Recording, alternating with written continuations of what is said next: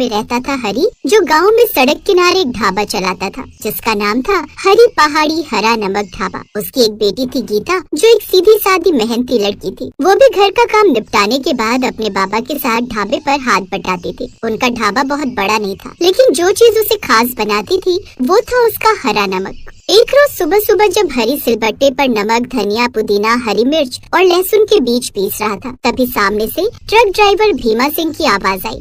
अरे ओ गीता बेटिया, आज भी? समझ गई काका, आज भी 2 पराठे और हरा नमक। हाँ बेटिया, तेरे बाबा के हाथों के बने हरे नमक के बिना तो गाड़ी स्टार्ट ही नहीं होती। भीमा हंसते हुए बोलता है। तभी पास बैठा भीमा का नौकर छोटू बोला, लेकिन क्या बात है काका, आज नमक की खुशबू कुछ ज्यादा ही आ रही है। हाँ बेटवा, आज इसमें गीता बेटिया ने जंगली नींबू भी डाल दिया है, जिससे असली पहाड़ी स्वाद आता है। अरे वाह, फिर तो और भी मजा आ जाएगा। हरी का हरा नमक सिर्फ मसालों का मिश्रण नहीं था, वो उसकी मरी हुई पत्नी ममता की याद था। वो बहुत ही अच्छा नमक बनाकर बेचती थी और हरी ने उसी से सीखकर खुद का ढाबा खोला था। उसके ढाबे पर अक्सर आते जाते लोग अपनी गाड़ी रोककर खाना खाते, तो गीता और हरी शहरी लोगों को भी पहाड़ी हरे नमक का स्वाद जरूर चखाते। ऐसे ही एक रोज दोपहर को एक सफेद कार ढाबे के सामने रुकी। उसमें से उतरी एक मॉडर्न लड़की अंजलि। वो दिल्ली से आई थी और यूट्यूब फूड ब्लॉगर थी।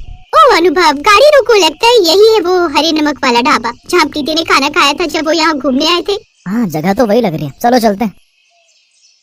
आप हरी जी हैं? मैंने आपके ढाबे के बारे में बहुत सुना है, यहाँ का पहाड़ी नमक का खाना। सुना है तो चख भी लो बेटिया। गीता बेटिया, जरा लगाओ इनके लिए पहाड़ी खाना। फिर उन्होंने मंडुए की रोटी और आलू के गुटके मंगवाए, जिसमें उन्होंने हरा नमक पीस कर डाला हुआ था। फिर साथ में छोटी कटोरी में हरा नमक और लस्सी का ग्लास भी। जैसे उसने पहला कौर लिया, उसकी और अनुभव की आंखें चमक उठी। ओह माय गॉड, ये तो कमाल है। फिर वो कैमरे की तरफ देखकर बोली, दोस्तों, मैं आज पहाड़ के दिल में हूँ और यहाँ का हरा नमक तो सच में शब्दों से परे है। Wow, yummy. अनुभव को पहाड़ी खाने के साथ साथ पहाड़ी लड़की की सादगी यानी गीता भी बड़ी पसंद आई। अब वो अगले 2 दिन तक वहीं पास में एक रिसोर्ट में ठहरे, लेकिन तभी वो खाना खाने उसी ढाबे पर आते। अनुभव तो गीता को देखता ही रहता। क्या बात है अनुभव, देख रही हूँ तुम गीता में कुछ ज्यादा इंटरेस्टेड हो। कहो तो बात आगे बढ़ाऊं? अरे नहीं मेरी माँ, मैं खुद ही उनसे बात कर लूंगा। अब अनुभव हरी से गीता का हाथ मांगता है। शहर से आया रिश्ता देख हरी भी खुशी खुशी इसके लिए हाँ कर देता है। अनुभव भी इस बारे में अपने परिवार से बात करता है और फिर गीता की शादी अनुभव से हो जाती है और गीता शादी कर शहर आ जाती है। शादी को अभी महीना भर ही हुआ था, लेकिन ससुराल की जिम्मेदारियाँ उसने ऐसे संभाल ली थी जैसे बरसों से वो वहीं हो। उसकी सास कमला देवी थोड़ी सख्त मिजाज की थी। मेरी बात कान खोल कर सुन, आज तेरे ससुर जी के दोस्त आ रहे हैं, कुछ खास बनाना पड़ेगा, कुछ स्वादिष्ट बनाना, क्योंकि हमारे यहाँ बहुओं के खाने का हुनर ही देखा जाता है, समझी? जी मम्मी जी। अब गीता के चेहरे पर हल्की चिंता छा गई। क्या बनाऊं? खैर जो भी बनेगा उसमें हरे नमक का तड़का तो जरूर लगेगा। अच्छा हुआ जो मैं अपने साथ हरा नमक पीस कर ले आई थी। अब पहाड़न गीता ने खाना बनाना शुरू कर दिया। कुछ ही देर में उसने दाल मखनी, फ्राई गोभी, मटर पनीर, बथुए का रायता, इसके साथ ही उसने सलाद में प्याज, टमाटर और खीरे का सलाद भी काट लिया और उसमें भी हरे नमक को ऊपर से उसमें डाल दिया। तभी उसकी ननद किचन में आई। भाभी, आज खुशबू तो बड़ी अच्छी आ रही है, कुछ स्पेशल बन रहा है क्या? हाँ, आज हरे नमक का खाना बना है, यूँ समझो कि पहाड़ी खाना बन रहा है। ओहो अच्छा, लेकिन ध्यान रखना, अगर नमक मिर्च फीका हो गया तो माँ तो पहाड़ सिर पर उठा लेंगे, इसलिए उनसे जरा बचकर रहना।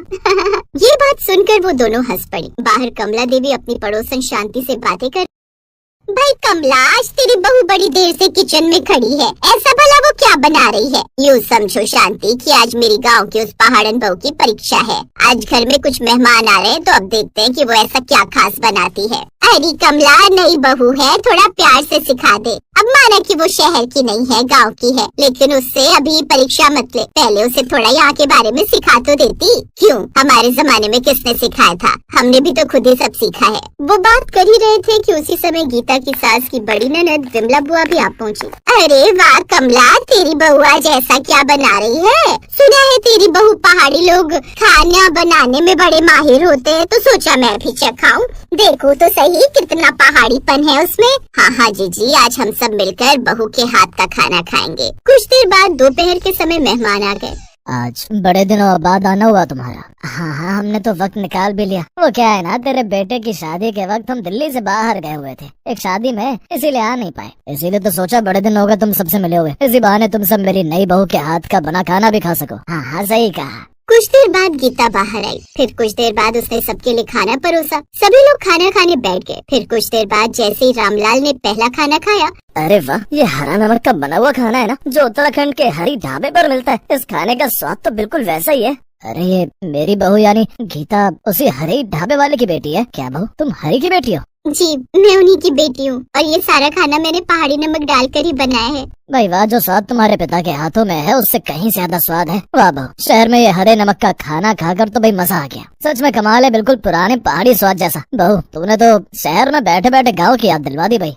हाँ बहू, खाना सच में बहुत अच्छा बना है। ये सुनकर गीता के चेहरे पर राहत की मुस्कान आ गई। चलो ये तो बहुत ही अच्छी बात है, कम से कम सबको ये खाना पसंद तो आया। सभी मेहमानों ने उसके हाथों के बने पहाड़ी नमक के खाने की खूब तारीफ की। फिर सबके जाने के बाद कमला देवी चुपचाप रसोई में आई। बहू, आज तूने मेरा सिर ऊंचा कर दिया। सच कहूँ तो मुझे डर था, पर तूने साबित कर दिया कि तू इस घर की असली बहू है। मेरे बेटे की चॉइस सच में बहुत अच्छी है। इतनी अच्छी बहू तो मैं भी ढूंढ कर नहीं ला पाती। सच में आज नाज है मुझे अपनी इस पहाड़न बहू पर। माँ जी, मैंने तो बस वही बनाया जो मैंने अपने माँ और बाबा से सीखा है। और तेरे माता पिता ने बड़ी ही अच्छी शिक्षा दी है तुझे बेटी। आज से बहू तू बस हरे नमक का ही खाना बनाएगी। हम सबको ये बड़ा पसंद आया। अब कुछ दिनों बाद उनके मोहल्ले में एक मेला लगने वाला था। गीता बहू, हम चाहते हैं कि इस मेले में तुम अपने हाथों के बने हरे नमक का स्टॉल लगाओ, ताकि हम सबको भी तुम्हारे हाथ का बना पहाड़ी हरा नमक का स्वाद मिल सके। ये सुनकर गीता चौंक गई।